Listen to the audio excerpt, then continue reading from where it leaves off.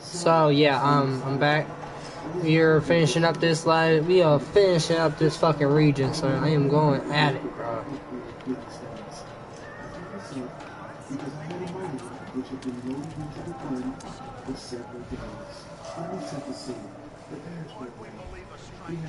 Look, it's that sale thing I had to go get.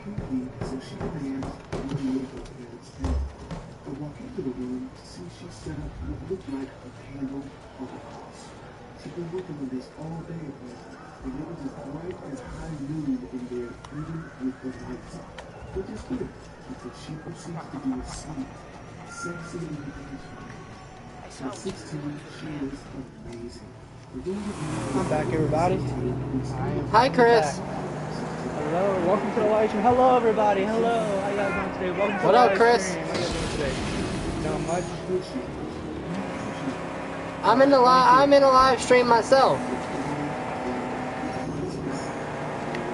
What's up, Dirty? What's up, bro? How you doing, Doc? How you doing, bro? How you doing? Welcome to the live stream, everybody. How's everybody doing today?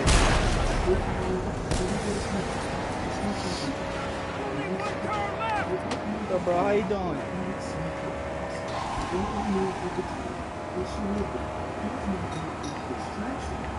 That's good, bro. I'm glad to hear, bro. I'm glad to hear.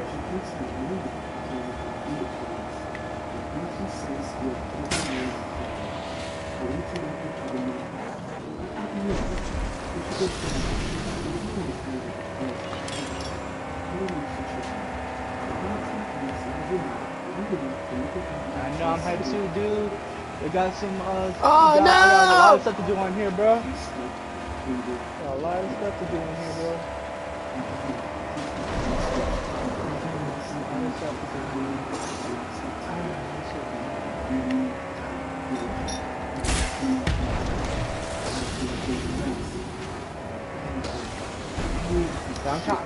I'm trying to make it, I'm trying to find some blue, boots. Some boots. Might have to make a blue. Lit! I found the other camp I was looking for. Hello, welcome to the live stream. How you doing? Welcome to thanks for joining. How y'all doing today? I'm a try hard. I know you're not up there hanging on or sitting down on that thing. Alright, what was I doing?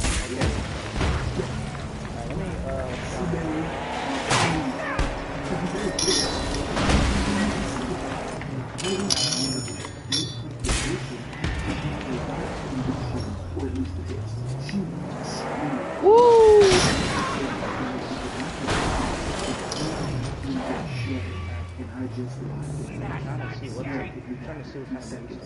It's the one from the fucking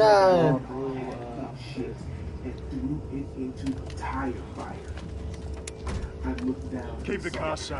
Thank you for joining. Please come back again whenever you feel like it. I'll be still here live. Here. Easy.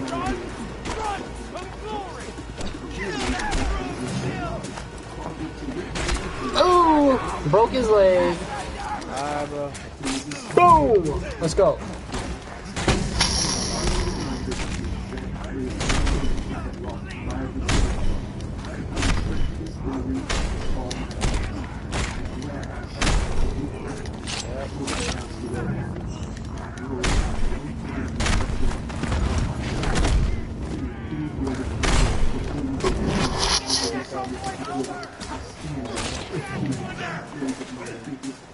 Wait, what? Yo, what's up, welcome to live stream, bro. How you doing? Welcome. Whoa! I'm finally 100% all the levels. All the levels.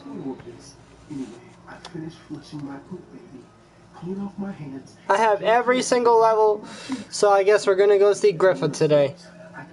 After this camp. I'm doing great. Thank you for asking, my dear. I'm doing awesome, doing amazing. I'm hyped right now because I was watching one of my favorite YouTubers and he was talking about either June 6th or July 6th or so. The new update is coming out July 6th. I'm hyped about that.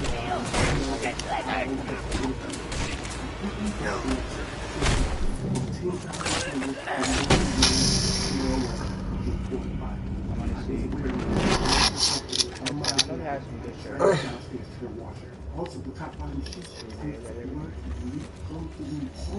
Yeah, give me some food. At this point, I consider it 3 days left to the new update come out, y'all. I'm hyped, bro. I can't wait. Bro, I can't wait myself. I'm grinding for the new update, y'all. I'm gonna talk July 4th right now. Nice. I know you hyped, huh? I know there's a lot of people do. Bro, it's right now for me. It's July. Right now for me, it's July. Got another shiv. I can't wait. One bonus shiv. Just because I shit on her chest. She promised not to tell a soul, and I don't think I gotta get all the scrap. Alright, there's 11 here. I'm gonna check this battle site real quick. Make sure there ain't no scrap here. I don't want to miss any. Because that's part of this taking over camp. Gotta get all the scrap in the area. All of it. And we gotta go see Griffa for our last of our fucking all the perks. And I'll be fully maxed out. I'll be able to take out the boss and all of this shit. Probably at the end of this. No, not today. I ain't gonna. I'm probably not even gonna get to that today. Maybe late tonight, maybe. I don't know. Maybe. It's a maybe. I really don't think so because I still gotta take over Deep Friar's territory.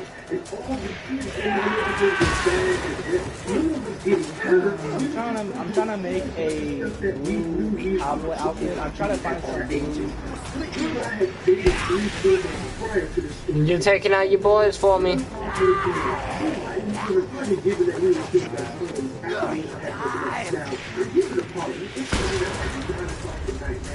Woo! That actually really helps.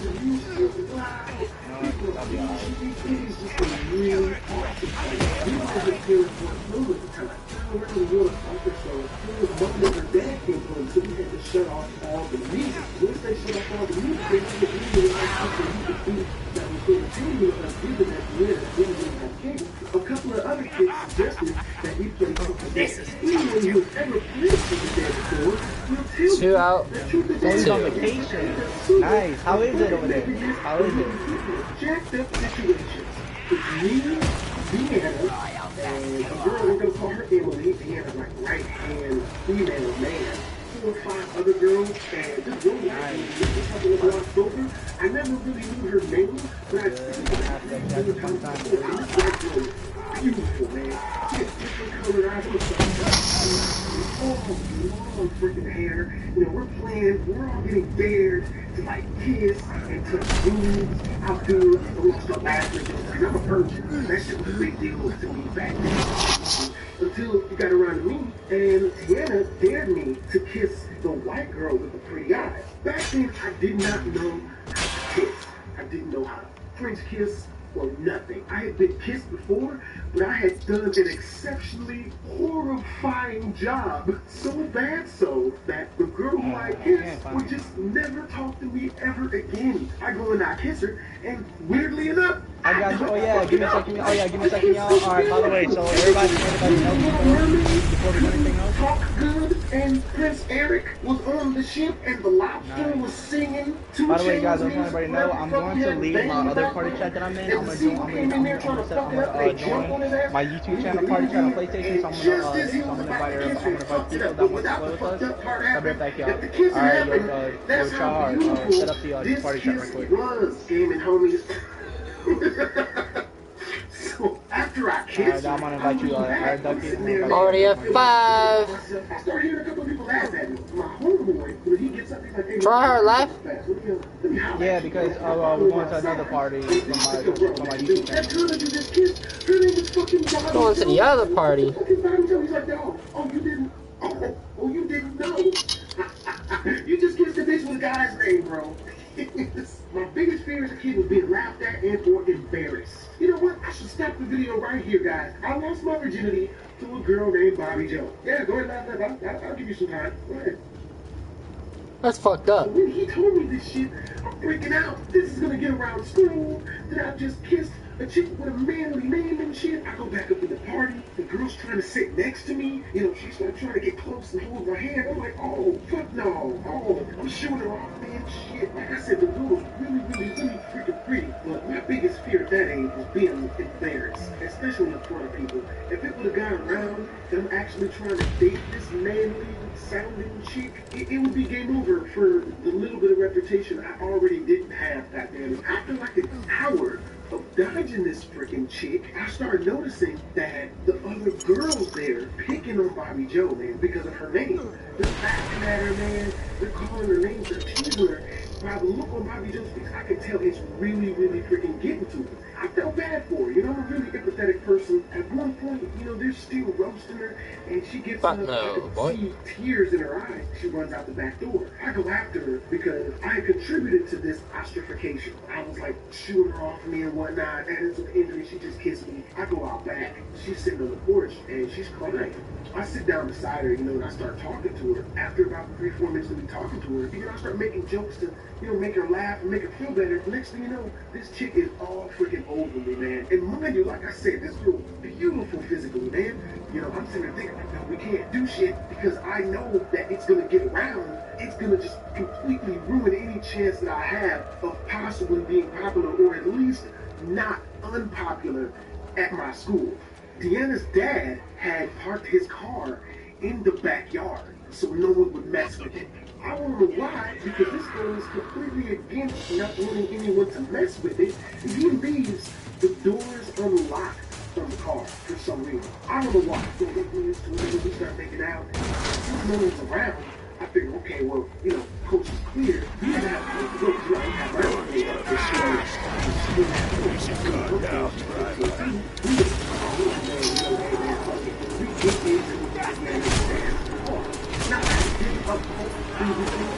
Losing my position because of how many times I've been cock-blocked and how many times the self-ass shit that had to learn to leave over the reason shit bottled down to be done.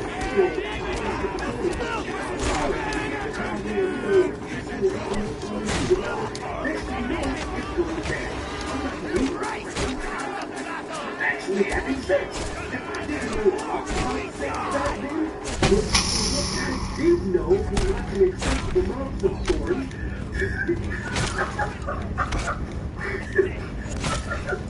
Now, this is where she gets back. She's going down to the man for like 3-4 minutes usually. Yes. And of course, I'm gonna try a little because I don't want anyone to press. I look up and look back out the window to see every single person that was inside the party. They're outside! They're outside, man! And they're all watching the freaking car! Dude, I don't even exaggerate if I say Deanna, Emily, and 3 or 4 other kids, they had fucking lawn chairs! There was no lawn chairs in her backyard previously when we first came out here, because we have to sit on the steps. These motherfuckers had brought lawn chairs from inside the house, outside, and sat them bitches down outside the car to fucking sit there and watch. One dude has the nerve to be sitting there eating a big-ass fucking bag of Cheetos, watching the car like we're the main event of the fucking night and shit. This is when the power of virginity comes into play. Because even though I was embarrassed as fuck, and that embarrassment warrants me stopping or possibly trying to salvage what little bit of a reputation I already possess at the time. I'm a virgin, man, and I am a particularly thirsty virgin. So this time I'm like, you know what? Maybe we should stop. And then right as I thought it, I remembered I had never had sex before. And a lot of chicks had just straight up told me no. And the ones that had told me yes had either then changed their minds to no, or they would coincidentally lose or get abducted by aliens or some other shit that a chick would tell me. They had like left their cat at home or school, and the cat would be allergic to fire, so they got hurt and run home, so we can't have sex now, you know, or ever for that matter. So yeah, I was embarrassed, but nowhere near enough to stop what was going down. I turned my attention back to what I should have been concentrating on, and tell me why I feel the car lurch from the front end. You know, the car's already moving because of what's happening, But I'm not that forceful as to where to make the fucking car run. So if I did, it's not gonna happen on the front end. I turn around and look over my right shoulder to see out the front windshield. Tell me why on the other side of the windshield, Deanna's little sister, who wears the car, Felicia, standing on the front of the fucking car hood, peering into the car from the other side of the windshield with her face pressed up against the glass, using her hands on each side of her eyes as cuffs. Deanna's little sister's fucking 8 years old, man. So I'm freaking out. I'm like, what the fuck?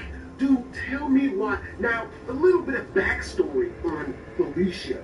I say this with the utmost of love, admiration, and just genuine care for all little kids. But I hated this little bitch's guts with every fiber of my being. This little girl was becoming a freaking Satan. The first coming, not even the spawn, the second coming. She was the first. Okay, this little girl was evil beyond her years. I couldn't comprehend what made this little girl such a jackass. Dude, okay, every time I saw this little girl, she would make it her mission to try to punch me in the balls. Not even just a regular punch or a jab or a cross. This bitch would get low and try to uppercut me right in my scrotum. And a couple of times she connected. And I'd be laying on the ground holding my balls. And this chick would legitimately stand over me and just laugh in my face. Like, off. You know, I'm not gonna forget an 8-year-old. And then she would go out of her way to tell on me if she ever found out any sensitive information on me. I don't understand how she was 8 years old and she knew how to blackmail people. She blackmailed me for like 3 months one time. I ended up collectively giving this bitch like $70. At the age of 15, $70 is a lot of money. I don't even know where I got the money from.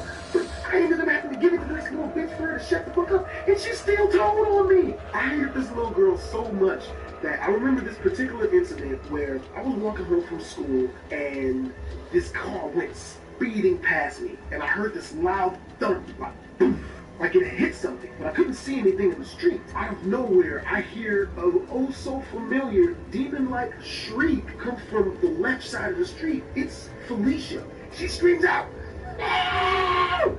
Fluffy!" Now, the only thing that Felicia loved was her fucking cats. The only thing that she treated with any type of freaking love, and its name was Fluffy. Apparently, the car that went careening past me, Fluffy had tried to cross the street. If you guys want to check out the second part of the story, which, trust me, you do, you know, I've heard it. Make sure to click here. It should be up. I split it into 2 different parts because the video ran on a little bit long. And with that, click the damn button. I mean the screen. Fishism. If you guys haven't heard the first part of this How I Lost My Virginity story, then I suggest you guys click the screen right now and go watch that. It sets up all the backstory for the craziness that happens in this part. And with that, on with the show. Fluffy had tried to cross the street. This car ran his ass over, and in the most violent of ways, just completely flattened its stomach.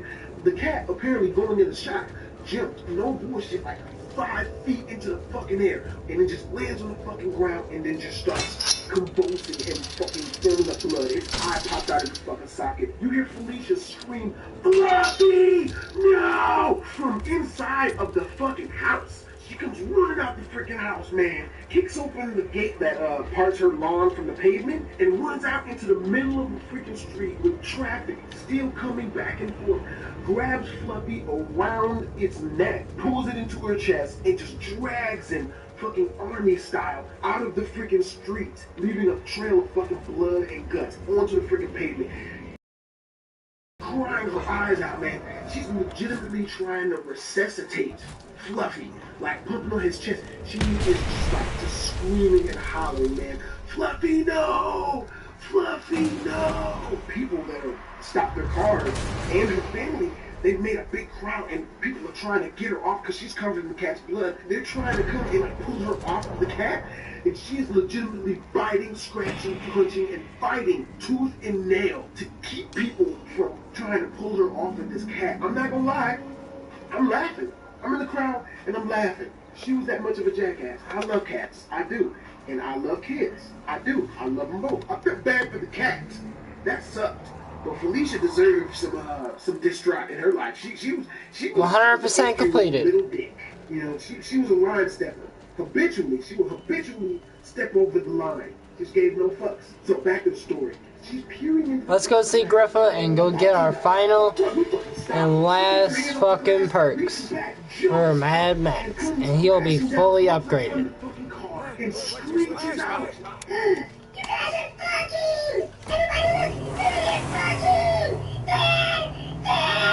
I'm scared shitless, but only because there's an 8-year-old little girl sitting here watching me get down with the chick in the backseat of someone's car. That shit's creepy to me, jumping up and down on the hood of the fucking car.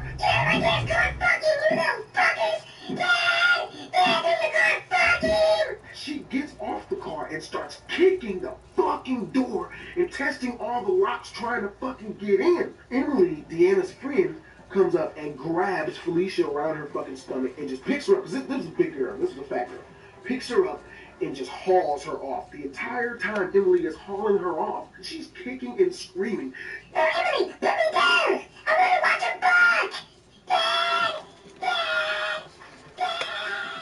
Luckily enough, Emily drags the little motherfucker like out of the backyard and somewhere else. I don't know where she took her.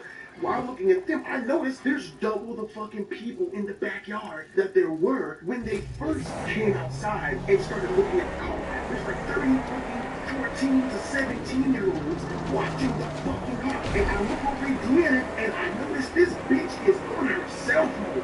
And she's looking at me in the car and she's pointing and then turning around and talking to herself. But she's telling someone else that this shit is going down. Me, still not willing to give up on this shit. I go back to the chick, man. Shit starts going down again or whatever. No bullshit. 3 or 4 minutes later, I hear a fucking banging on the back window of the goddamn car. My first thought is, oh my god, fucking Felicia. Goddamn. So I turn around to cuss this motherfucker out. And before I see what it is, I already start talking loud shit. Like, man, you get the fuck away from the car or I'm gonna come out this bitch. And before I can finish my fucking sentence, I see who the fuck it is. It's Deanna's big black ass fucking dad. This dude is outside the car and he's fucking banging on the goddamn window. This motherfucker starts yelling so loud and so threateningly. We fucking jump up. I'm trying to. Why is it whenever you have sex inside of the car, you always lose your shits? It makes no sense because you're in such close proximity to each other and there's not a lot of places where shit to be lost at.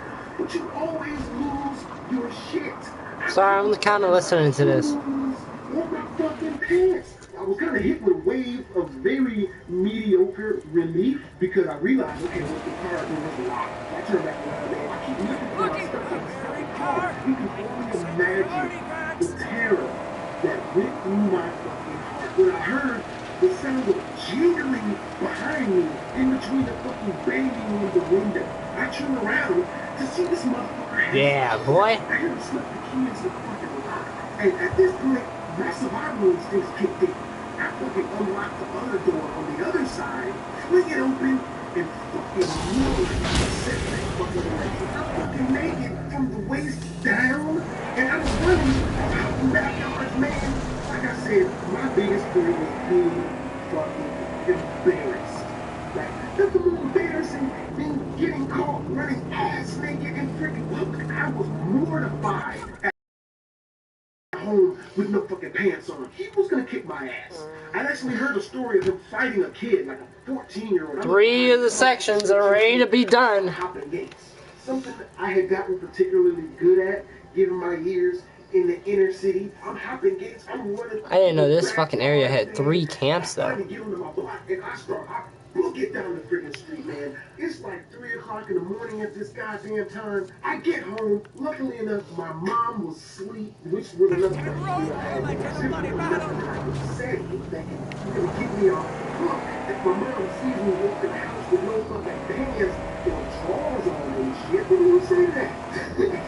I went up in my room, man. You know, I go take a shower. It's like 3:30, 4 o'clock in the morning by this time, man. I sit in my room, and when I forget this shit, man, I was good. I'm sitting there in my fucking towel. I come to an extremely grim realization. Deanna's mom knows my mom enough as to where they've gone out to the club together 2 or 3 times before. So by extension, Deanna's dad knows my mom as well. I sat there and I played Xbox for like 4.5 hours. I played Max Payne 1. I'm just sitting there the whole time. I'm sitting on my time playing Max Payne. I wanted to be awake to when Deanna's dad came knocking on our front door so that I could try to make it seem like he was lying and it wasn't true and whatnot, you know. But he never came. He never came to my front door, man. I just sat there waiting the entire time I played Xbox. I even kept the volume on low so I could hear the knock on the front door when it happened. But he never did it. He never came up to my door. I remember my homeboy random calling me. He's like, hey, yo, man, I'm at your front door. Can I come up? Because it was summertime. So we didn't have any school. He comes upstairs, and he's like, dog, what the fuck did you do to that girl? And I'm like, girl? What are you talking about, girl? There's no girl. And he was like, dog, there's a girl outside of your house. And she's been calling up to your window for the last 20 fucking minutes. She's starting to draw a fucking cloud. I'm like, dude, that's not fucking funny. I use my 2 fingers. Open up just enough to peek out there so that if there was somebody out there, they couldn't see me looking at him. And sure enough, Bobby Joe is outside of my fucking window. And I'm on the second story right now. And she's throwing some small pebbles up trying to hit my window. And she's trying to whisper out like super loudly, Maurice! Maurice! I was mortified, man. I was scared shitless to my face because I was so embarrassed by the fact that her name was so jacked up that I didn't want her to think that we were dating. So in my mind, I figured, okay, if I just ignore the fuck out of her forever, she'll know that we're not dating, which is extremely immature, given that me and this girl just got done having sex. So for 3 days, I stayed in my house and played Max Payne 1 and Dead to Rights. Both games were phenomenally awesome. After 3 days of staying up in my room, I finally collected up enough fucking courage. For the 3 days I was in my room playing video games, I was also thankful about what the fuck I was going to do, how scared I was, you know, possibly make this shit. Because in my mind, I have sex with a girl 3 days. So on the 4th day, man, when I go outside and I go 3 blocks over to where Bobby Joe lives, I find her right outside. She sees me, she's like, oh my God, please, she comes over to me, she comes kissing me on my cheek. So, oh my God, I'm looking for you. Where you been? You know, I'm still scared fuckers, man. My hands are trembling, man. I'm sweating. Oh my God. I don't want you to think that we're dating. I'm like, oh, okay, well, and she lightens up for us. We should have sex, all right? We're like, yeah, we can definitely do that. But we never started talking about that. And you know what, tell you the truth, I kind of regretted not dating. Well, not about thinking about dating her. I knew her name was Bobby Joe. I would have been very straight if I would have dated that girl. I mean, you imagine I was running like or some shit. She was running shit, and they'd be like, and now introducing you from King, the debonair, the masculine, the extremely sexy Maurice Barnett. We were clapping and shit, and yeah, I was with his very attractive girlfriend from Queen, Bobby Joe. And he was saying right on the intercom and shit, who's playing with my coupons? No one needs to do that shit. It's a girl. I'm just like, oh, fuck. I just kept thinking about stupid shit like that happening. But to tell you the truth, man, you know, Bobby Joe, she was a really stupid, man.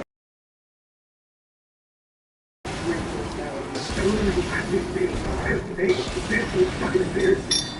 I did do it. I did fucking do it. So, that's my baby story time. You know, I hope you guys enjoy it. If you do, make sure to like, you know, go ahead and comment. Lit. Crazy situation that you were embarrassed with. You know, nothing too bad. And with that, you guys want to hit me up, man. You guys want to talk about some stupid shit. I talk to everybody that hits me up on Twitter. No bullshit. BHD up out of this bitch. God damn it, man. I'm not gonna let this one down.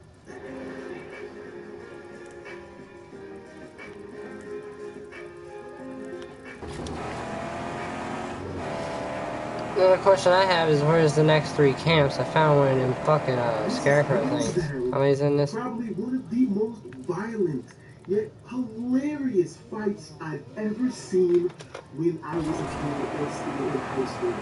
When I was younger, I used to get beaten up like 2 times a week because not only did I not like to fight, But I was a lot smarter than all the other kids, and I also got really good grades in school. In order for me not to get my face in every other freaking day, I started moving out with kids who were a lot tougher and bigger than I was, which made me into a kid that I like to call Dad. Devin was a freaking nature man. I remember the reason why I walked up to him and even said anything to him was because as a kid, I used to always try to explain him, which I figured was cool. That was big for me so much. I'm at my base is 115 or 120 pounds, right? Not even for that many reps. I was able to lift only 57, 250 pounds. Over the reps, and I was pushing up 115. When I tell you this dude was strong and physically intimidating, because dude, he had strong, like, have you ever seen some of this stuff in like a superhero costume or Halloween? And the superhero suit, they have the muscle pads under their clothes and whatnot. That's what this dude looked like. Adding to the injury, after talking to him for a little bit, because he was a really nice guy, he turned out to be a year younger than me. I was 15, he was only 14 freaking years old. This dude was squatting like 500 freaking pounds. Now, I know what you're probably saying. Hey, Blasphemous, the bigger they are, the harder they fall, right? Now, this guy is huge, but those really big guys usually don't know how to fight because they don't get into very big fights because of how big they are. And as of the injury, they usually can't move that well. Fortunately for him, that turned out to be the complete polar opposite, considering I find out later, this guy is an amateur boxer. Not only that, he's one of the best amateur boxers in the freaking city. At injury to insult, this dude won all of his fights by way of freaking knockout, man. It was super cool because the guy turned out to be really nice. I don't know how it took 4 fucking shots. We became friends. Now, me, Devin's older brother, Alright, this is pissing me off. I should be able to hit this fucking shit. Before passing by this park, inside the park was surrounded by a really big metal gate, are these 12 white dudes who play football. This guys are kind of messed up over the dog because the ball comes rolling over and smashes into the gate right next to Devin's foot. Devin uses that to pick up the football, showing the fact that he was also really good at sports. And occasionally the guy would accidentally throw the football on the ground, so he yelled over at Devin, "Hey, you don't need the ball." And then, upon hearing this, he immediately jumps up and catches it with both the ball and take it. And looks at the guy, he's like, and the white guy, apparently feeling really secure with his masculinity, his friends behind him takes a couple of steps forward, and repeats what he says, "Hey, the take it from me." Devin turns on his brother. He gives his brother this weird look that really distracting at the time. And he looks back over at the guy, and he's like, "Oh." He drops the ball and starts walking over to the guy, with his brother following close behind him while he's walking over to the guy. The fucking tunnel is collapsing. I wouldn't be in this bitch. This place is totally unstable. And he's saying all this while being overtly physically expressive and animated as he's walking over to the guy. It looked like he realized that he was kind of barking up the wrong, extremely buff black guys and had started to open his mouth to apologize. But right as he opens his mouth, Devin gets up on him, and before the guy can even get a couple of words out of his mouth, Devin flips the guy, and the dude is laying back first on the freaking face. Now, unfortunately for the guy laying on the ground, his friends didn't have his back nowhere near as much as he apparently had thought that they did. Because right sitting on the ground, and Devin is talking to him, That's not the machine before. Why would you do that? How do you disrespect me and my brother? While Devin was politely conversating with this dude, Devin's older brother is taking a look to make sure that any of the other 11 guys weren't going to try to jump in. The guy that on the ground apparently sees Dude, what the fuck? victim that was about to go down. Fuck off! I'm sorry, I didn't mean anything by it. I was just joking. He made this extremely transparently bad apology. Then he stands up and he looks at his brother. And you kind of get this weird look in their eyes, almost as if they were communicating telepathically, as if his brother understood what Devin was communicating to him. But what they're doing is that his brother's facial expression that sparks the guy in from left to right. Dude, you better fucking stop, nigga.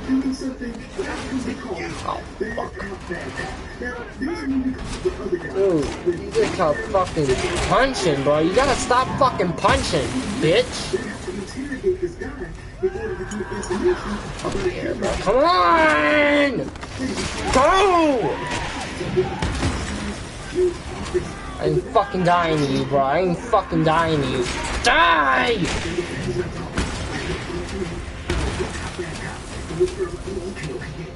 You're fuck, bitch. I swear, that is bullshit, man. I kept getting punched. I didn't want to fight him. I wanted to fucking blow him up. And the guy who's being interrogated, he's like, oh my god, please no. Okay, what about your partner? I'll talk to him. You're crazy. I'll talk to your partner though. I'll tell you anything you want to know. Will Ferrell takes one look at the guy pleading to give him the information that they came there to This is bullshit. That's the fucking time. Starts kicking over desks, smashes a window, throws a plant. I think at one point he even teabagged the guy. I can't remember. But apparently security comes and they throw out Mark Wahlberg and Will Ferrell. And when they're both walking away, Mark Wahlberg is like, dude, what are you doing? That is not good cop, bad cop. And Will Ferrell's like, oh, dude, I thought you said bad cop, bad cop. My bad, man. So the guy keeps on the fuck off. Who else wants some? Get the fuck out of here, bro. Come on. Who else? You? Fuck off.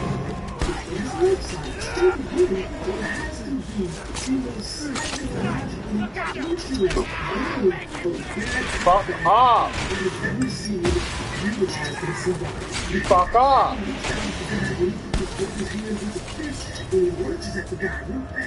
Bro, you better get up right now. I'm curb stomping, bro. Swear to God, homie. Then Devin's brother would cut him off, and he'd be like, everything I love is to get up, I'm gonna break your jaw, bro. I swear to God, you better not get up. Then Devin cuts off his older brother again. Dude, I swear to God, this is my friend, man. You better get up right now, dude. Get up. The look of sheer terror on this guy's face. I mean, you would think that he was strapped to a pair of train tracks with huge speeding trains coming at him from both sides. Oh my god, I had to kill so many of them. Man, that was a fight.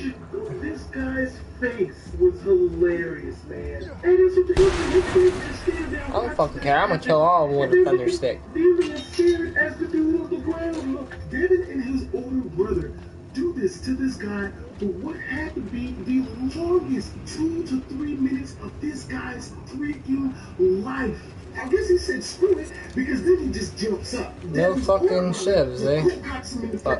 But this time, when he falls to the ground, Devin's older brother jumps on the upper half of him, pinning everything about the guy's no more insignias. to the ground.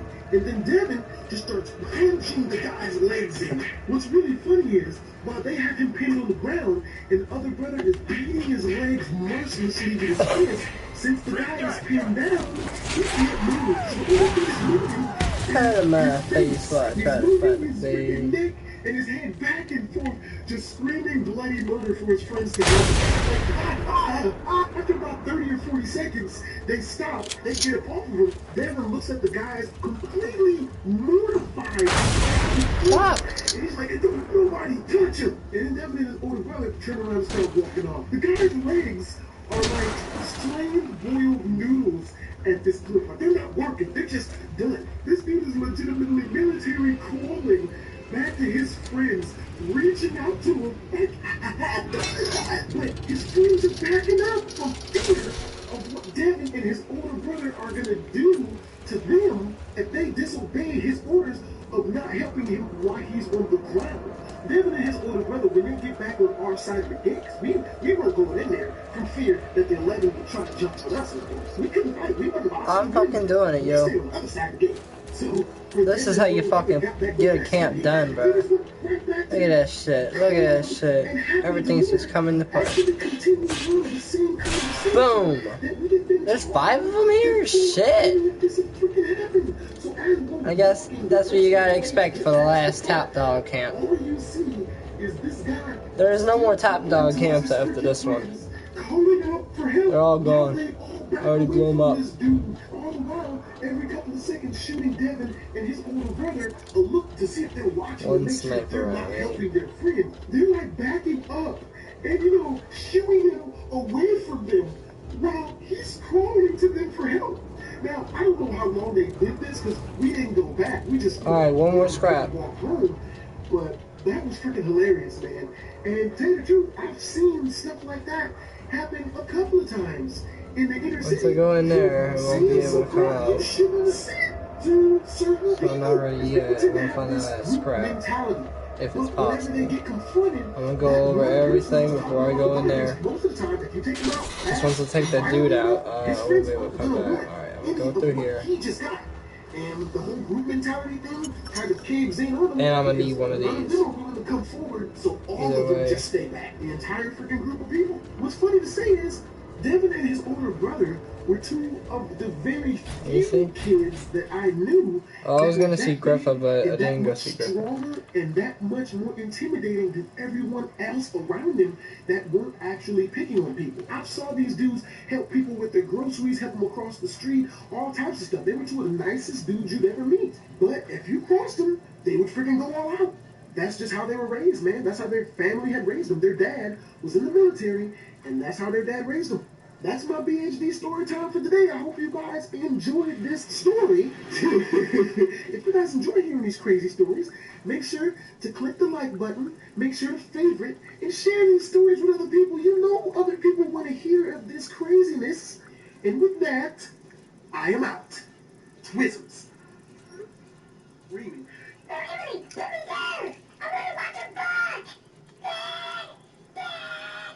Alright, I need one more scrap and one more insignia.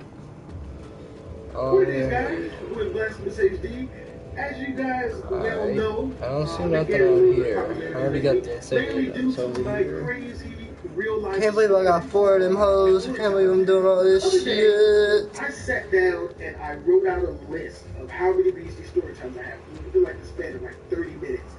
And I ended up coming up with over 120. I have a lot of crazy shit happening. And I have a lot of fucking crazy stories to tell you guys.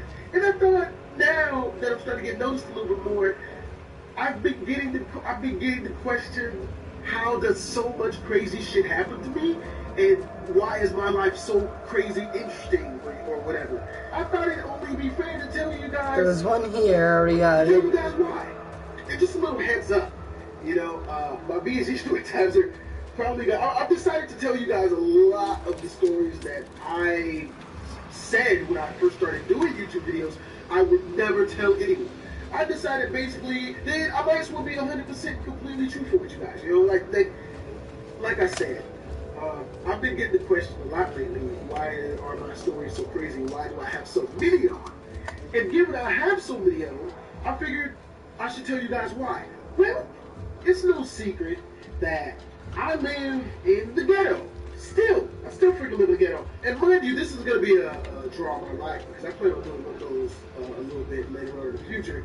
Now, I live in bad areas. I live in really bad areas. Right now, I still live in bad areas, but it's not nowhere near as bad as where I used to live. But growing up, from the age of 10 on up, I've always lived in really, really poor, crime-ridden, and desolate areas. Just really, really bad areas. When I was younger, we never had any money. Like, I was poor. My family was poor as all shit when I was growing up. I'm talking about not having no electricity. I mean, we always had food, but, you know, sometimes the lights would be turned off and shit. You know, shit happens. And when I was growing up, my mom never wanted me inside. Never wanted me to like kids. When I was younger, you kids, get the fuck outside and go play. You know, there was no staying in the house. And into the injury, all right, Mr. Gold. really that big, and there was really that much. Let's go. So we were inside the house and shoot at me. And all my friends, freaking assholes, you know, a bunch of badass kids. All right. Listen, we had the friends. Oh shit, I can use those. Damn it.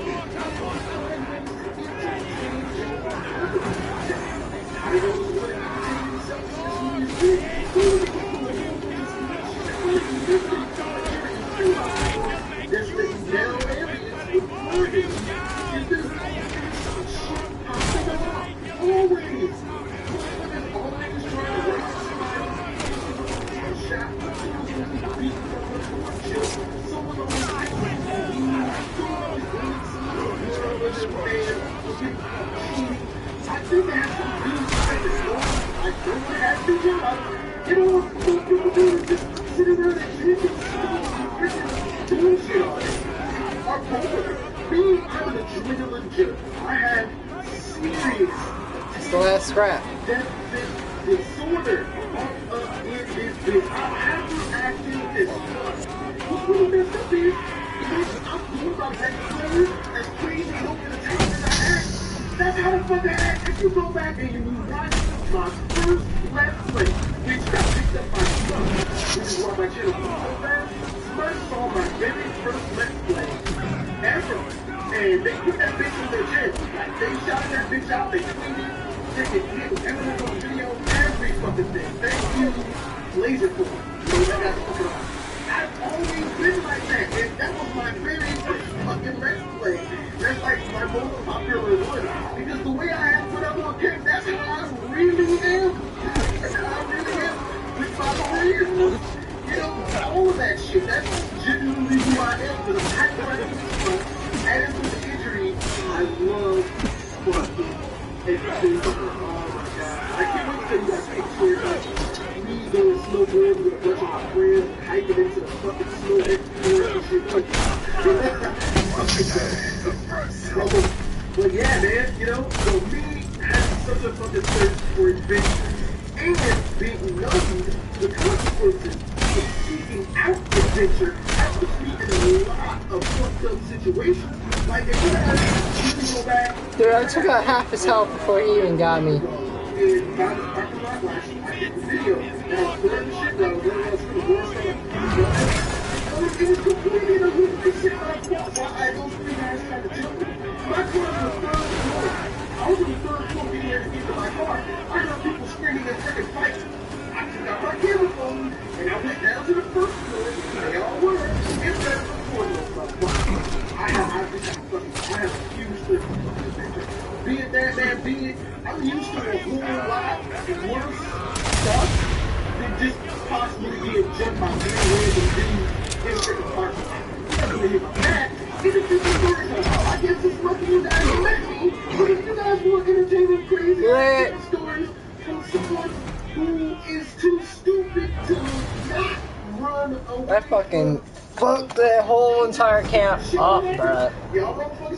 I'm the highest level though. Oh man, I have some fucking crazy stories to tell you guys, man. Actually, that should be yes. Yo, level. We're down to 1 now. Crazy, fucking hilariously embarrassing, some crazy shit like that. But I'm starting another series. All right, I'll get to the other one soon. Semi-crazy shit that's happened to me, but not worthy of the BHD Storytime name, if you feel me. It's like, you're trying to rob my ass, and now you get caught. I had that happen to me. Really messed up, and I used to play Yu-Gi-Oh cards for a living when I was like 16, 17 and shit, and I was really, really, really fucking good. And if you were very good you first, I would just cheat. Then I would still fucking beat you. But I would have times where like people would try to not give me their fucking union guys, and I would have to out-black them like it was hilarious. But yeah, I'm gonna say that type of stuff. Yeah, and that's how you get the fucking camp 100%. This has just been somewhat of a crazy type update. So with that, man, that's how you fucking do it, though. PhD out. All I have to do is, how many more camps? There's still 2 camps left in this region, in this area, just in this area alone. The Heights.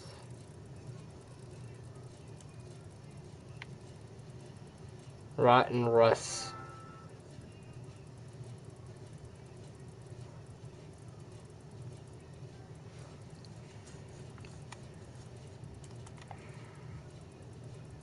Knitsack. What's this called? Whale Win. Okay. This, I think, will be literally the last one. Oh man, I think today's the day we're gonna get the Dead Barons all finished. Once we get the Dead Barons, we're doing this. But before we do that, I want to get all the Pink Eyes missions done. You know, you want to get all the missions done before you go to a new region. That's a whole new region. It's a new region of trash. It's the trashiest area in the entire game. I don't like being in this area.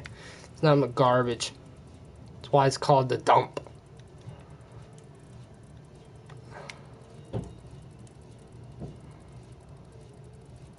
Undiscovered. Yeah, I ain't going there yet until I get all this finished. Oh, I gotta put another BHD video on. There we go. The Puerto Rican Day Parade. I love the Puerto Rican Day Parade because they would shut down like 3 or 4 streets. They would set up carnival rides. They would have cotton candy machines. They would have all of these different kinds of festivities. Actually, I think it's called the Puerto Rican Day Festival. Not only did the Puerto Rican Day Festival have some of the most voluptuous, beautiful, and attractively delicious tasting food anywhere in Cleveland, Ohio. I mean, this stuff was succulent. You don't guzzle something soon, you'll dry out your radiator. So, we're not the Puerto Rican Day Festival. I'm having a good day. I'm eating delicious food. I'm riding rides. I was hanging out with the little boy Ricky, because he's Puerto Rican. He was there with a couple of girls. We're all having a great time, man. We're eating delicious food. After being at the festival for about a good 2.5 hours, Yeah, I'm gonna drain my water up so I can get health. Distinctive rumbling in my stomach. Now, it wasn't because I was hungry, because I had just got done. Yeah, I really don't want to talk to Chris's subscribers and stuff, you know what I mean? So I'm probably just gonna stay in what's the chat thing? Give me a second.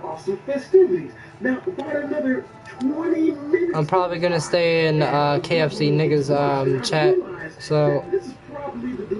So probably not. Probably a little hotter than I'd like to have been. Coming back to haunt me. Me finally figuring out that this stomachache is my body's way of telling me that I've got to make shortcakes.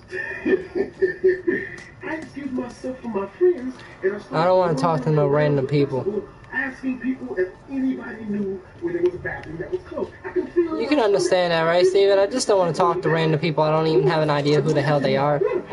And then I can't be myself. I'm already not being myself by being in this shit. Open up the door, man. The freaking porta potties are freaking disgusting. Apparently, this food had been giving everyone the screaming squats that day. And unfortunately for me, these people, I don't know, we'll just say they didn't know how to aim their butt cheeks properly, man. Yep. It's freaking everywhere. I can't do this. I have standards, gaming homies. So I go back, man, and I'm sweating now. I push through the crowd of people and I find my homie Ricky and the 2 girls. And I ask my homie Ricky if he knows if there's like a bathroom or something close where I can go and drop chocolates at. And he told me, he's like, hey, yeah, man, there's some porta potties over on the right side of the festival. But if I were you, I wouldn't go in there, man. It looks like somebody exploded. I would not use those, but what you can do is go in my house. My family should be home. Go there, man. Tell them that you gotta go to the bathroom, man, and they should let you go. I knew Ricky and his family so well that a couple of days, I would just go over his house, man. Oh, yeah. Go right from there, and his family, then he was there. I would spend the night extensively. He was one of my best friends. Where I used to live at. That was like, most niggas really start to freaking hurt. I lived the Fooly Cooly Festival. Ricky lived about 2 blocks away from where the festival was happening. Not the grand poncho, what sits on the hood. I'm trying to think of different thoughts. Like, you had to go to the bathroom really bad, but you had to get to make it until you got to the actual restroom. So, you just go down the land and you're like, oh, so it's companies that fix that game, that takes the mind of my body, and it makes it so that we have to hold it just a little bit longer. So it's really, really horrifyingly bad to walk to the Ricky's house. But I still think, when I first got to Ricky's house, I was the bang on every door, every window, every freaking wall. Man, I would check in the doorknob to see if hopefully somebody might have found to lock up on the way out or something. No one's home. No one is sleeping. Based on the rumbling in my stomach and the pulsing in my head, I don't have much time. I've got to make an executive decision, and I've got to make one quick. Unfortunately, none of my friends live close by. The ones that did were all from the trip to move to make sure the Fooly Festival was good to go. I couldn't risk going to another friend's house and having the same thing happen to me. I messed around and pooped on somebody's porch. Not on my wife. so I'm running, squeezing my butt cheeks as tight as I can. I still need to make it to a pool. Yeah, I can't fucking get you better tools, you fucking bitch. Not right now. At this point, I am running nearly full speed, okay? I've got trickles of freaking sweat running down my freaking face. I'm holding my butt together with both hands to keep this from happening on freaking sidewalks and whatnot. I finally make it to what seems to be my salvation in this horrifying jacked up situation. But McDonald's has rescued and toilet have running water and toilet paper. I don't know what the freaking door, and it's not budging. What? This is like a Monday or a Tuesday or something. This was a weekday. McDonald's are always on weekdays. It's really 8 o'clock. Hey, the street lights aren't even on yet, man. I'm trying to open up the freaking door. I'm banging on the freaking windows. The dude apparently thinking that I'm trying to freaking rob the joint. Comes out looking all skittish and whatnot, only to see me holding my butt cheeks together with one hand and banging on the freaking door with the other one. He points at his watch and points at the door, basically signifying to me that they closed early for Puerto Rican Day Cricket Festival. So, at this point, I'm basically freaking prairie dogging, man. I'm not going to go into detail of what prairie dogging is. Google it if you're interested. If you're eating, I suggest you not Google it. I'm basically freaking out of time, man. I'm having contractions. This baby is going to happen. Man, I have a brain force. I'm freaking desperate, man. Okay, don't judge me. Don't you dare judge me for this. I run around the back of the McDonald's with a huge big brick and mortar encasing where they keep this huge fabric that night. So luckily enough, this one has to have this big steel girder-like gate. This one that didn't have a lock on it. They open up the big gate and they pull it back. I run into this thing, man. I run in there, man, and I close the door. And I didn't have any freaking tissue. But luckily enough, I was wearing 2 t-shirts that day. Don't judge me. And I swear to God, not even a millisecond after I got the pants down, because of these clothes on the back, I don't know how I missed my pants or shoes. So I take off my first t-shirt and I rip it into 2 big pieces of cloth toilet paper, basically. I wipe myself with one piece, I throw it, because I don't have time, because people are walking back and forth outside in front of the trash receptacle to interrupt the Puerto Rican Day Parade because McDonald's was really close.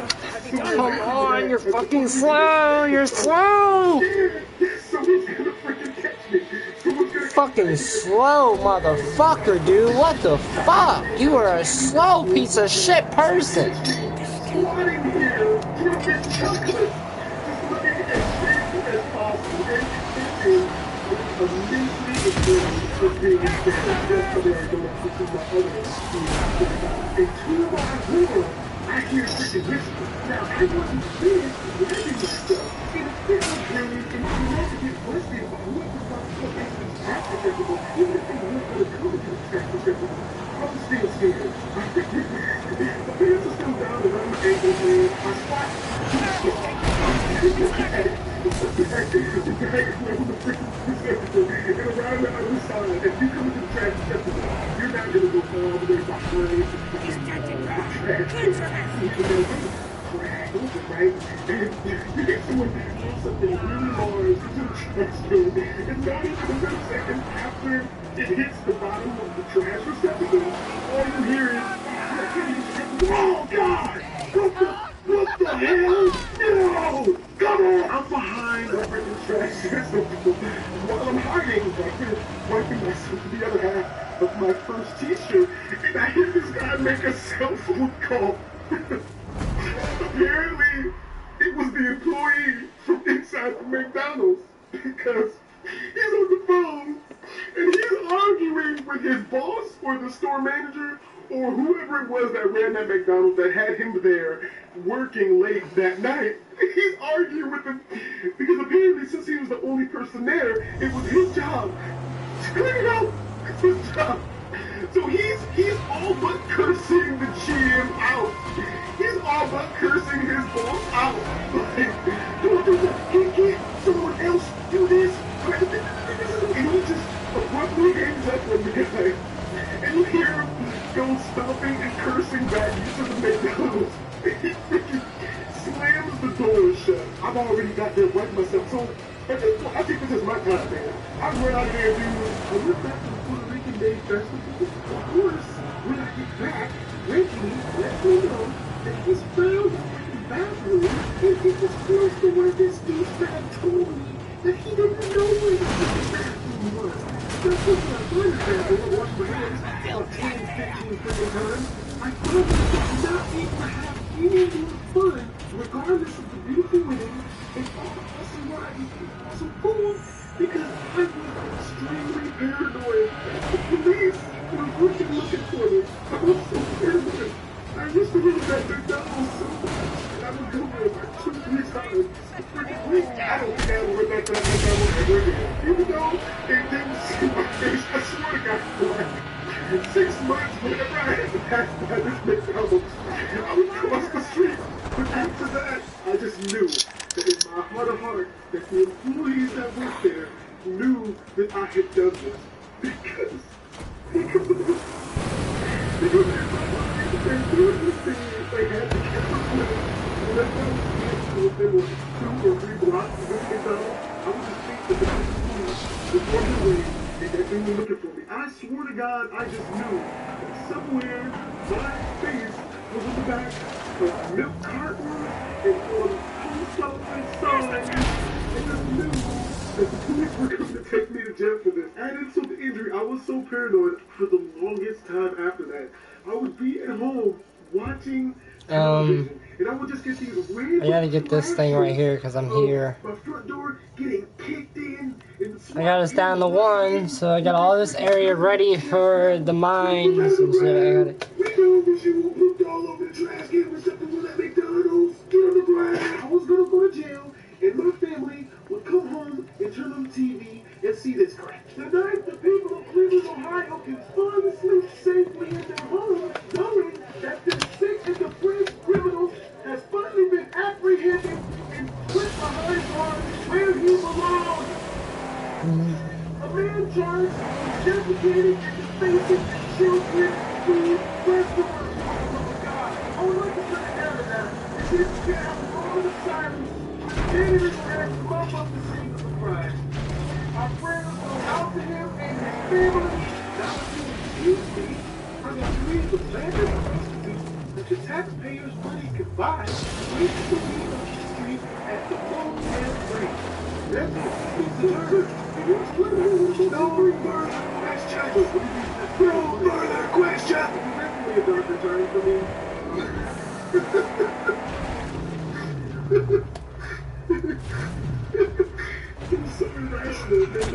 Okay, so these story times for today, man. If you guys enjoyed this story, make sure to share, like, comment. You can rate the channel. Always make sure to subscribe. You know, and with that, That's how you fucking kill somebody, bros. With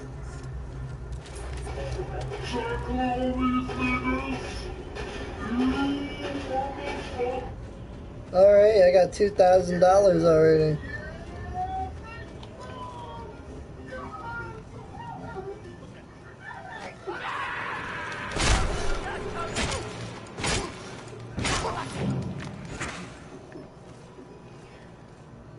Why are you up there? Getting the sound out!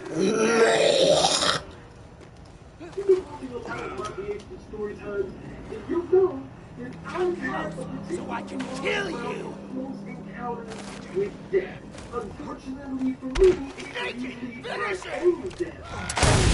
My earliest one was, of course, as usual, when I was living in Cleveland, Ohio. At the time, I was about 14 and a half years old. I was going through my very last year of schooling at Thomas Jefferson Junior High. Thomas Jefferson was a pretty bad school, but looking enough for me, I was in the era where people didn't use their mouth and nobody got stabbed and shot at, and even if they did, very rare that that happened. I had a crush on this girl. Don't remember me, what I call her Asian. She looks like they're Asian. This girl is Puerto Rican, Asian, and black. She has each ever seen in my life. And we always talking about down to the blood. Now, we had a home ec class together. In this home ec class, we did nothing. In Thomas Jefferson Junior High, no one respected the teachers. Half the kids didn't even go to fucking class. And even the ones that did, we never did anything. We would just talk to each other. Throw freaking paper planes and paper balls at each other. Hell, half the time we were thrown by the teacher. Some days we would even bring our radios, our big boom boxes, and we would just freaking listen to music in class. And most of the time the teacher didn't care as long as we weren't harassing him. Oh, I understand that shit. How bad Thomas Jefferson Junior High was. Now, I've been eyeing this girl from afar for a long time. One day, I finally got up the courage to say something to her. I guess I came off so nerdy and so shy that, weirdly enough to me, she talked to me. I was just surprised at any of you guys hearing this, because I was extremely bad with women. Not only that, but I was socially inept when I was trying to impress her and stuff. Of course, none of that is working, because the way this girl looks, she's more than likely got a lot better looking and better acting suitors lined up than my shy ass. So after a while, I just got up enough courage. I remember I took like 4 or 5 days practicing in the mirror and getting up enough courage to finally ask this girl if she wanted to date me. So I finally asked her. Not only did she shoot me down, but after that, she kind of stopped talking to me, right? Now, I have a really big crush on her. I was just fine with all of this. So much so that after she started ignoring me, kind of picking on me. That's it. It was the only time she was explaining me. After I asked her, and I was just feeling like, oh my God, she talked to me. Never do that. Please don't do it. Never, ever do that. So, after a while, she stopped responding to me attempting to pick on her. Once we took it together, I was trying my hardest to get her attention. She just did not come around, and she didn't look at me. She was walking down the hallway. She didn't acknowledge me at all.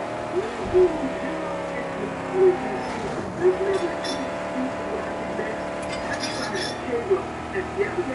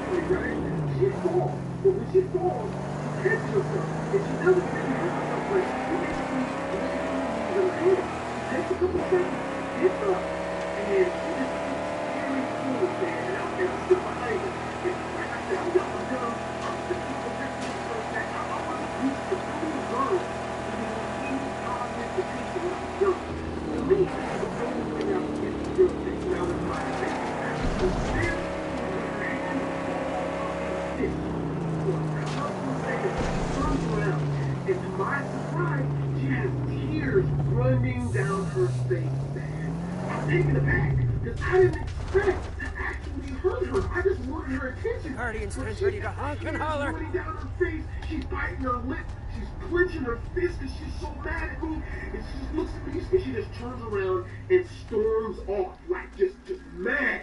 Of course, because we were in the hall. Let's see you now, Griffa, for the final time.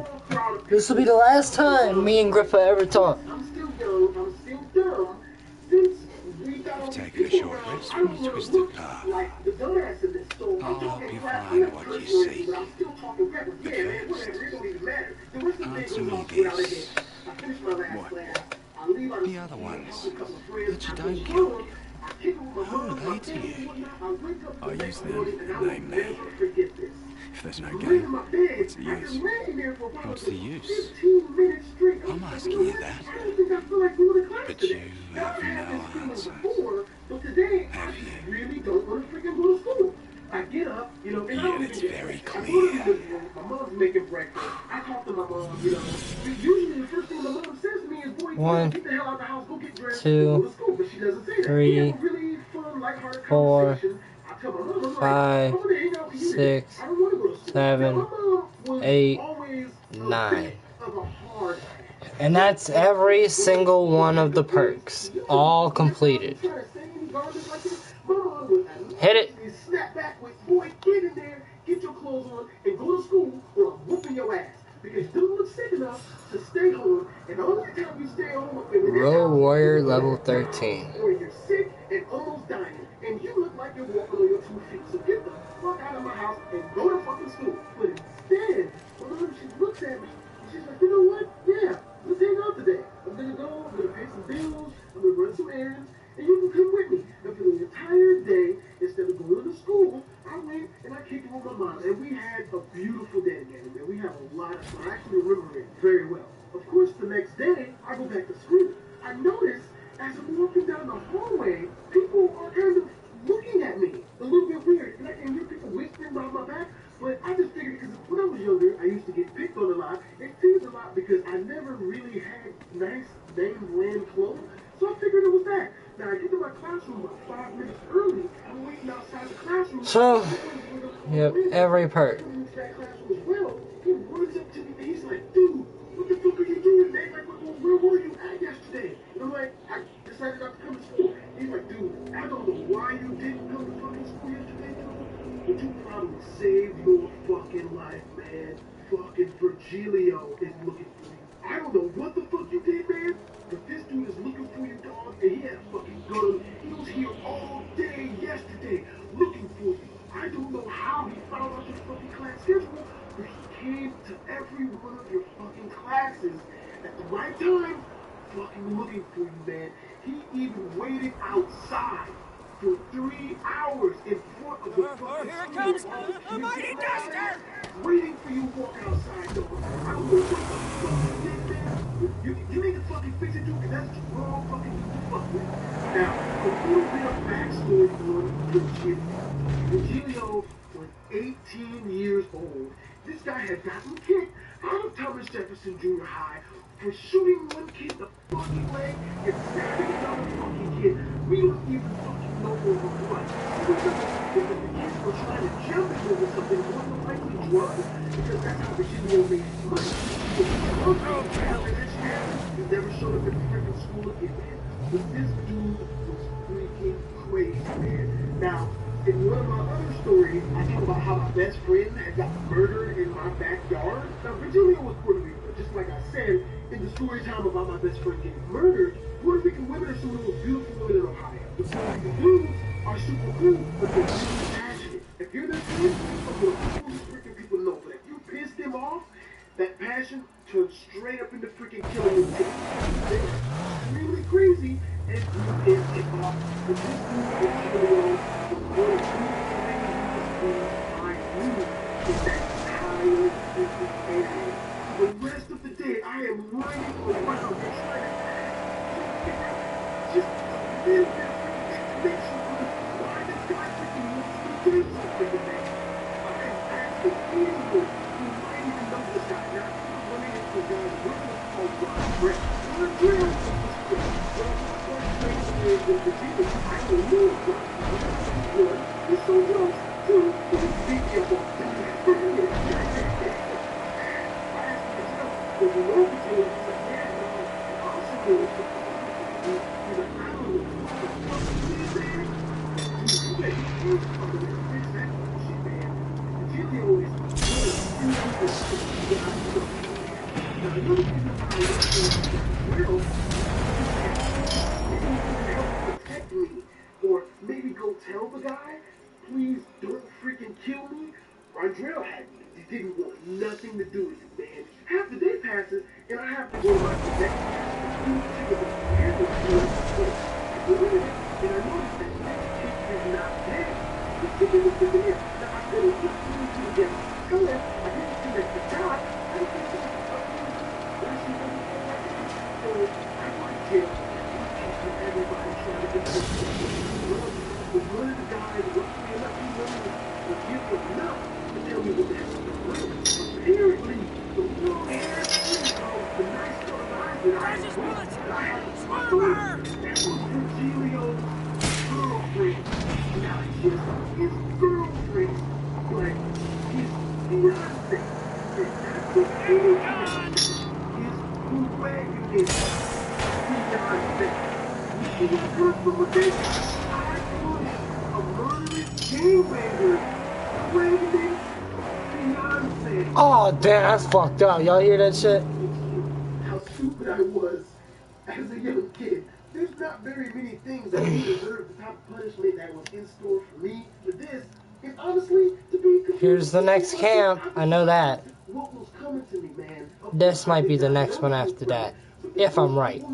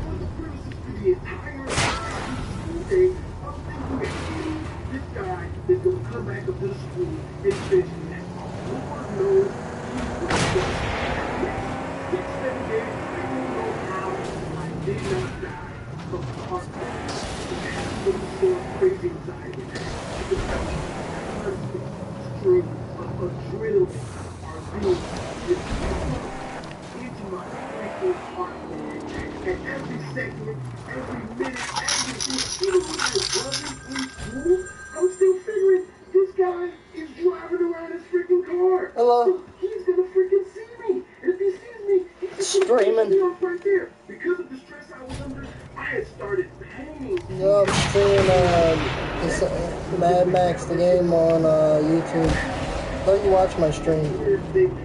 Whoa. It's not time you watch my streams.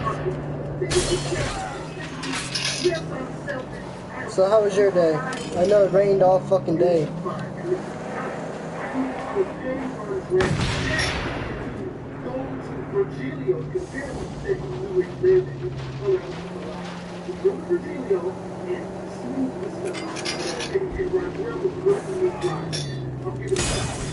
Right.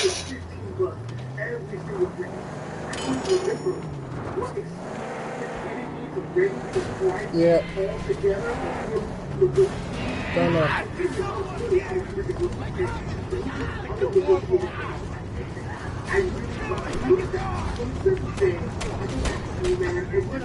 Right.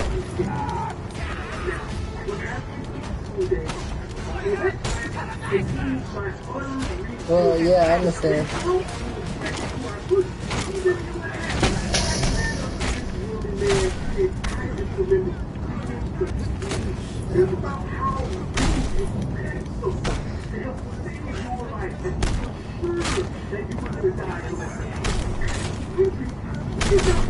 That's cool.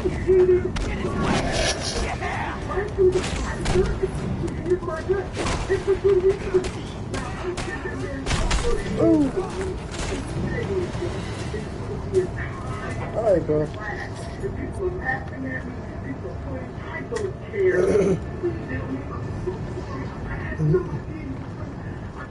Yeah, sorry guys, I fucking streaming and shit. I don't really want to be on the phone when I'm streaming. I think it's kind of fucked up, man. I'm streaming and everybody's watching and shit. I don't care if they're not watching right this second. They could be watching down the line and being like, oh, okay, he's doing this.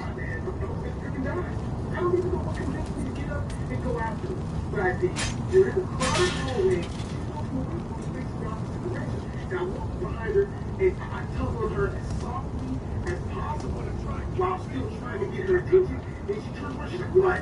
What? I get on my knees, man. I started crying.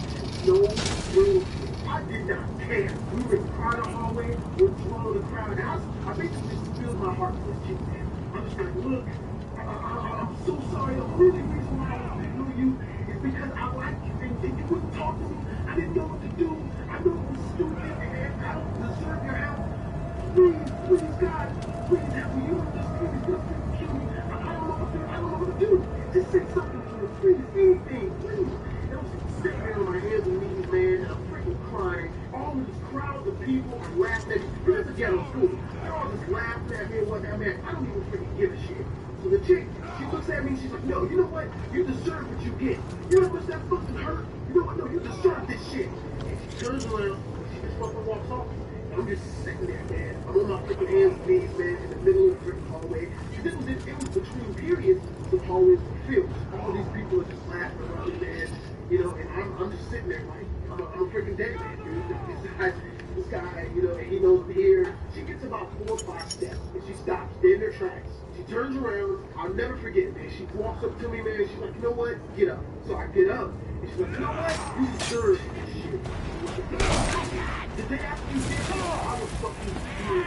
And when I went to Virginia, he grabbed that fucking kid with his fucking looking. I knew he was gonna fucking. I didn't want to bother my unborn child to go to jail for fucking murder for someone as stupid as you're not fucking right. You know what I did? I told him that you don't go to this school. But what? You're fucking wrong. I swear to God, this is so fucking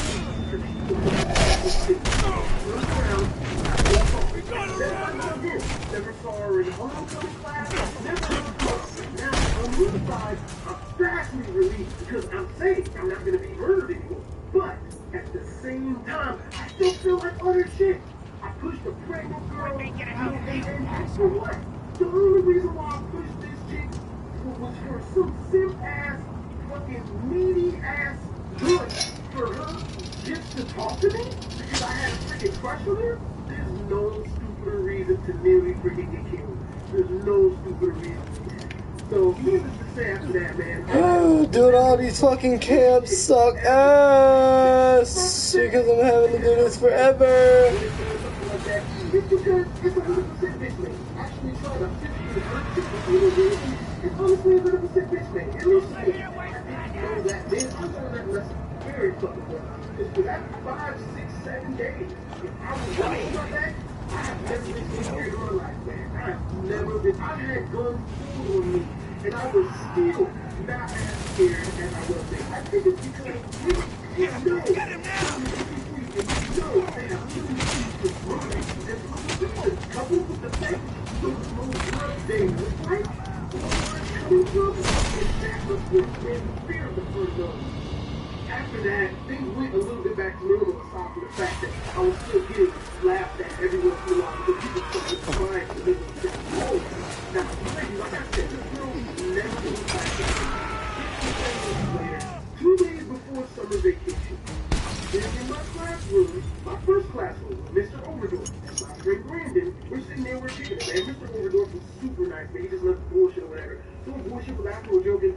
The principal comes into the room, calls Mr. Overdorf. It's the hallway. Mr. Overdorf goes into the hallway. He leaves the door open. Now, me and Brandon, we get a little bit nosy or whatever. We kind of sneak a little bit to the side while being inside the classroom. See what's going on. One of the folks out there talking to the principal and a young-looking guy. You know, he's looking all hooded up. He's got a yellow bandana in his back pocket. He's got baggy pants, nice sneakers. You know, he's got a jersey on, a little Puerto Rican jersey on and whatnot. He's got jewelry on his wrist, a couple of chains and whatnot. Well, one of the main reasons why I'm looking is because I want to know how long I have to be able to act like an asshole in class. I'm hungry. What are you trying to say? I have no idea. I haven't even asked him yet.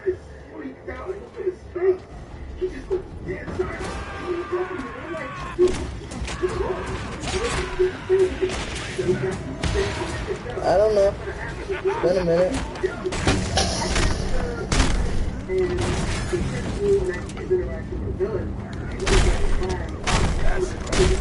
That way, slug it out right out. I would like to go, but I would have to get something from my dad before I go, because I have to go to the store and shit.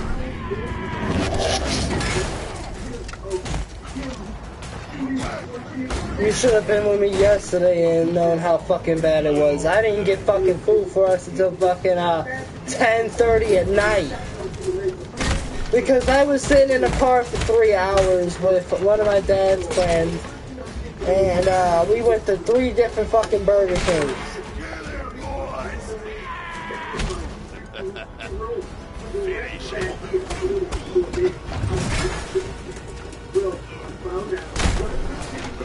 Yes. I mean, yes, dude. I mean, I'm not the fuck. I ain't got no fucking choice. You know what I mean?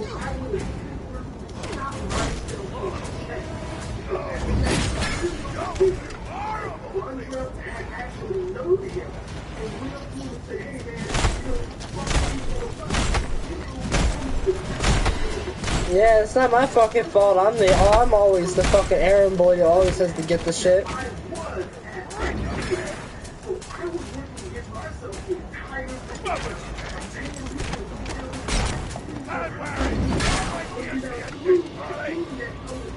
Yeah, I know. I hate the grocery store though. I have to go to it every fucking day. Fucking ridiculous.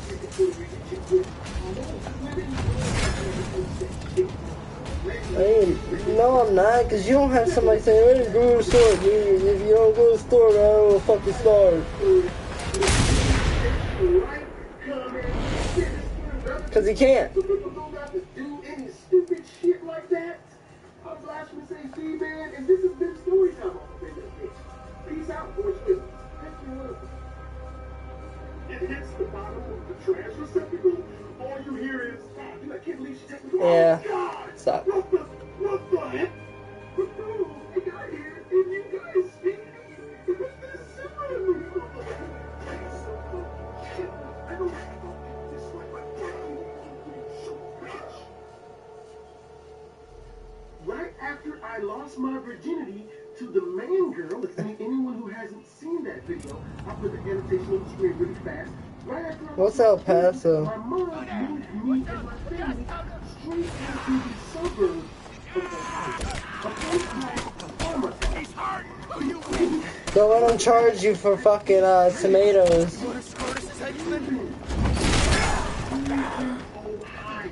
Remember that time?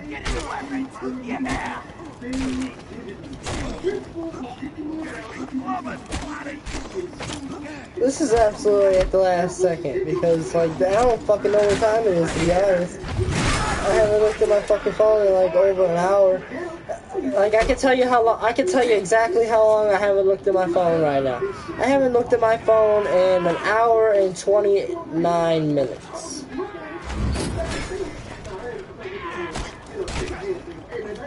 I don't even have like real clothes on. I got fucking sleeping pants on and fucking shirt.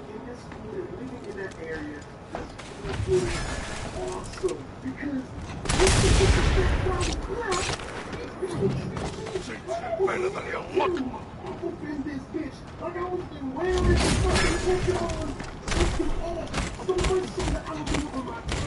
Kick someone's ass. No, I said kick someone's ass.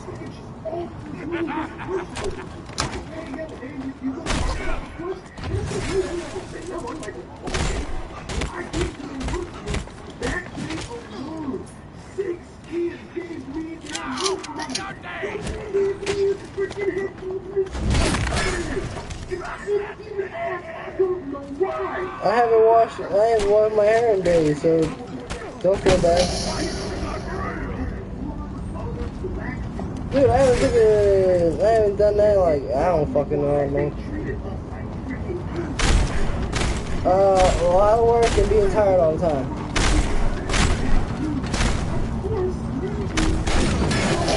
When I get home, I'm so fucking tired I don't want to do anything.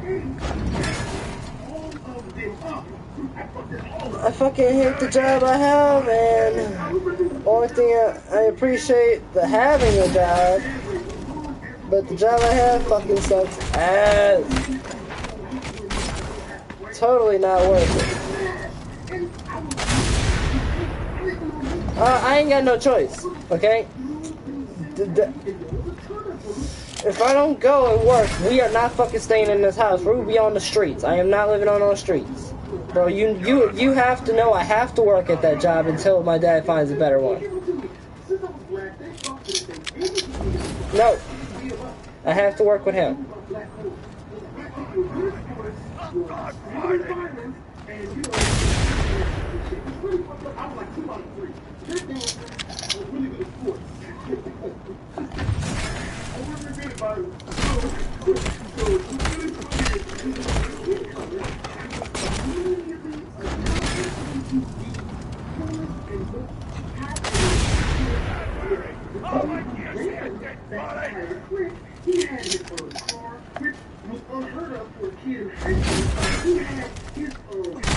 Alright.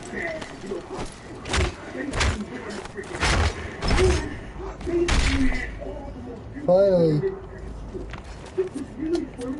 I came in his clique and I remember him telling me if he had problems with some kid in school, he would give me like $50 to be cleaned up if I was gonna kick it with him in his clique. Of course I was scared, figuring there's never any violence or anything in this friggin' school. I remember the funniest thing I ever witnessed while going to school. Wow, a secret boss fight. Here we go again. I just got done with a fight. Now I gotta do another fight.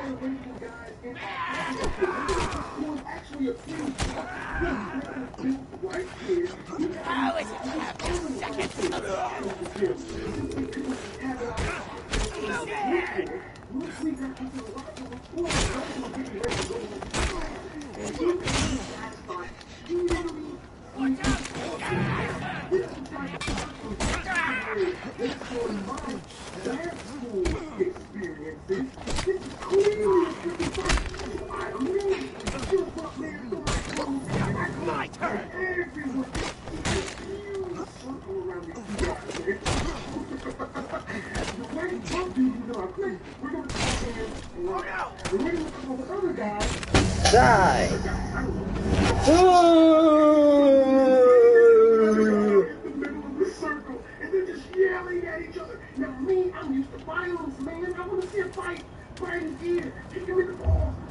$3,000. Brian, do something.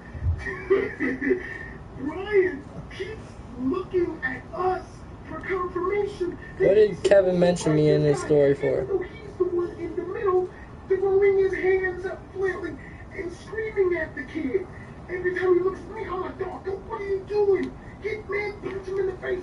Fucking do something. And you can see the look on Brian's face is basically communicating that, oh my God, I didn't know there were so many people that I knew here. I might actually have to fight this dude, right? This is the most pathetic shit I've ever seen in my entire fucking life. I guess the other dude gets some balls about him, right? And he charges Brian. Brian grabs him around his waist. And these motherfuckers they start hugging.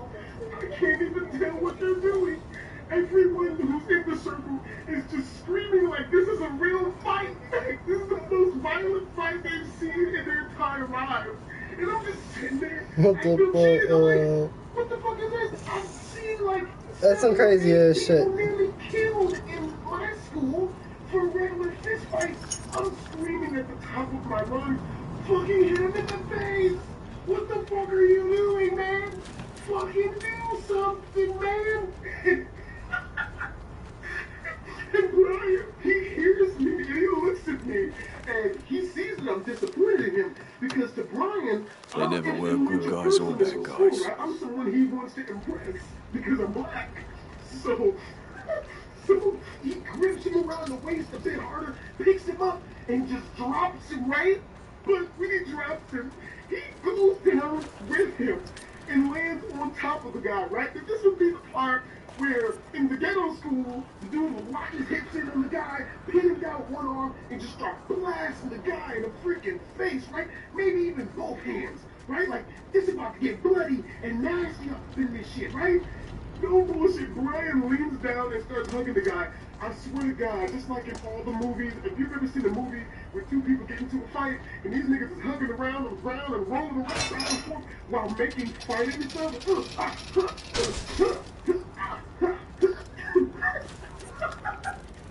All the scrap. One more insignia. I gotta find it before I can blow up the oil pump.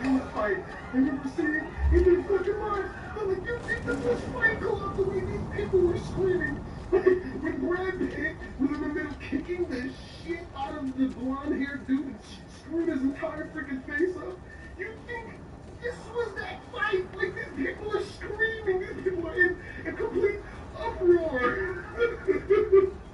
I'm just sitting there, and I'm like, man, this ain't no fucking fight, huh? That is 100% sex right there. This ain't no fight. The fuck? I guess the gym teacher heard all the damn commotion that was going on, and he comes into the gym, and he runs into the middle, and he sees this happening, and he just flips his fucking wig, and he starts shoving kids out of the way like this is a real emergency, runs to the middle, grabs Brian off the kid, and he starts yelling, what the fuck are you guys doing? This is not mixed martial arts. You motherfuckers do not fucking kill each other, not in my gym. You get the showers, you get dressed, and you get to your next fucking class before I write all of you motherfuckers up. Now, I feel fucking cheated, okay? I'm mad. All this goddamn time you had to fight this dude, and all you did was roll on the ground and hug with this motherfucker? Like, for real? No bullshit. I'm standing there, and there's like 3 or 4 of us who are in the clique. They're high-fiving each other. Yeah, bro. All right, did you see him kick the shit out of that guy? He fucked him up. That's how we fucking do in Parmatown, baby. We out here. Wu-Tang. Brian goes up to the other 4 guys, and he gets high fives and pats on the back from all of them, like he did an exceptionally awesome job kicking this shit out of this dude, right? I'm just standing there, man. I got my look of disappointment on this shit. Dude walks up to me, and I'll never forget what he says. He's like, did you see that? Did you see me not kick the shit out of that guy right there? Oh my God, I can't believe this. I don't know. He just said something I didn't like, and I just went fucking crazy on him. I never felt so exhilarated. Oh my God, man. Yo, I don't know how that got walking. Did you see it? You saw that, right? I didn't want to burst this bubble in front of all the other people there. I mean, this would be the if I was lying if I didn't high five them. You know, I like said something dumb to them. I gave it to them. You know, I was like, man, that's the most pathetic shit I've ever seen in my life. I said that in my mind. I didn't say, you know, I high five the motherfucker. You know, people think that they do when they don't really agree with you, but you know, they don't want to like fuck. No, that they don't agree with you. Like, yeah, good job, bro. Yeah, you good job. Hold on, everybody. Alright, man. If you guys enjoyed the story, man, make sure to like, comment, and if you already have subscribed to the channel, man, make sure to motherfucking subscribe. I have tons of these crazy ass stories of dumb, weird, and just plain not normal shit that happened to me where I saw when I was a kid, man.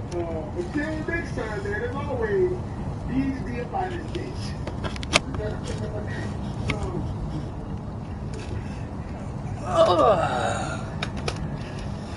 Like shit.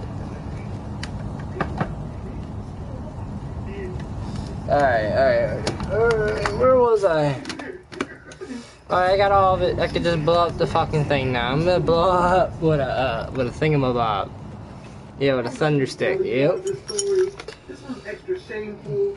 I grew up extremely fucking poor.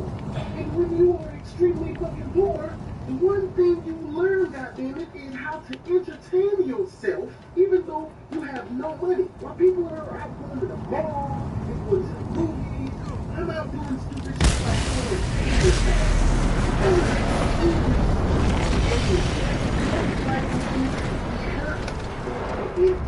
with that being said, Oh, the hole. this happened about 3 years ago. This one was Man, and 100% done. Now, me and my homies, we have this game that we use Two camps. There's one more camp in this area. We're in the yellow now. No more red. So I'm gonna guess this camp is right here. Or no, wait, I'm gonna check here first. Now, the way you play Mash Sagging, you can either find a group of people standing outside, or the car that's passing by us, you would match the car's speed, because I would be in the back seat with my pants down around my ankles. And when we designated a target, I would either press my butt cheeks up against the back glass of the window, you know, mash, or I would roll down the back window and I would let my butt cheeks droop out the back window frame, henceforth sag. One day, me and my friend were bored as usual, and as the homie Orville Rogers says, when you're bored, that's when you have to drop the cheek. Not have mischief. You gotta drop the cheek. And we hit the strip. Now, as most people know, okay? The best place to find areas without people is with the strip. The fashion Sunday our way from Tropicana towards Flamingo Street. Everything is business as usual. Convoys. I gotta see about this camp. If it ain't there, it's gonna be in the other spot. Cause I already got the one that's like at the corner of the map.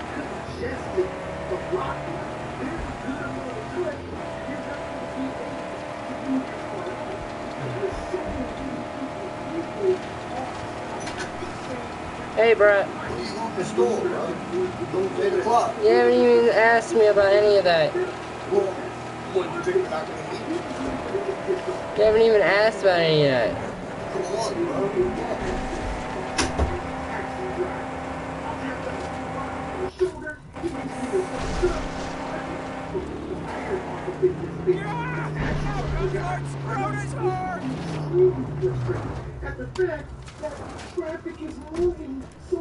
Keep an eye out.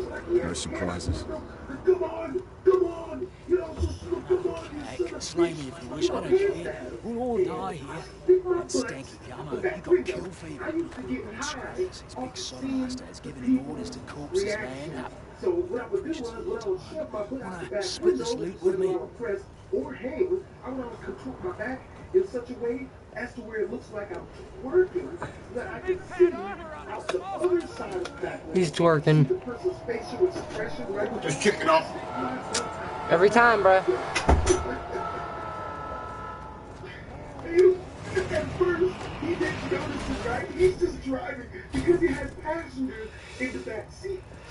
Well, alright everybody, this is gonna be the end of this stream. I'm gonna come back later after this and finish up here. And we'll be done with this for today. We'll be done with this. Alright y'all, please like, comment, and subscribe. I'll see y'all later. Wisdoms. I swear to God.